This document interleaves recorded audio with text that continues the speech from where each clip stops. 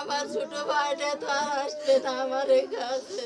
কৃষি জমি রক্ষায় দিতে হলো প্রাণ, মাটি কাটতে বাধা দেয়ায় যুবককে এক্সকাভেটর চাপা দিয়ে হত্যার অভিযোগ।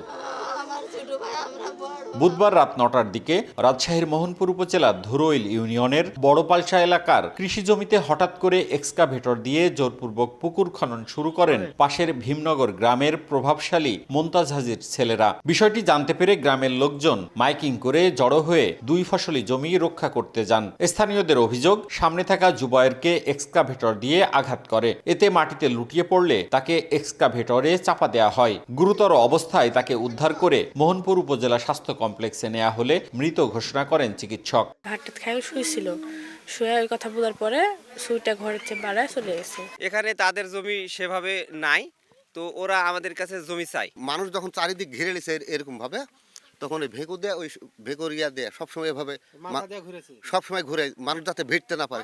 আমার ভাইকে ওরা এই যে সুর দিয়ে কাছে টানা নিছে, নিয়ে ওই চাকা দিয়ে পিষা দিছে। প্রতিবাদে রাতেই একটি মোটরসাইকেল ও এক্সকাভেটরে আগুন দেয় স্থানীয়রা। এক্সকাভেটর চালক আব্দুল হামিদকে আটক করা হয়েছে বলে জানিয়েছে পুলিশ।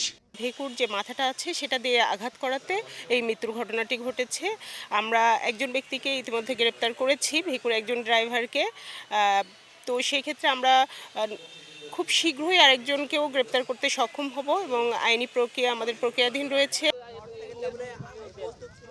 কৃষকের কোনো প্রকার সম্মতি বা কৃষকের সাথে কোনো ধরনের চুক্তি ছাড়াই সবচেয়ে বেশি পুকুর খনন করা হয় রাজশাহীর পবা মোহনপুর এলাকায়, এবং এ নিয়ে একাধিক আদালতে মামলা চলমান থাকলেও বিষয়টি এখনও বন্ধ হয়নি। স্থানীয়দের অভিযোগ, প্রশাসনের যোগসাজশে এক শ্রেণীর প্রভাবশালীরা বছরের পর বছর অবৈধ এই পুকুর খনন করছেন। মওদুদ রানা, সময় সংবাদ, রাজশাহী।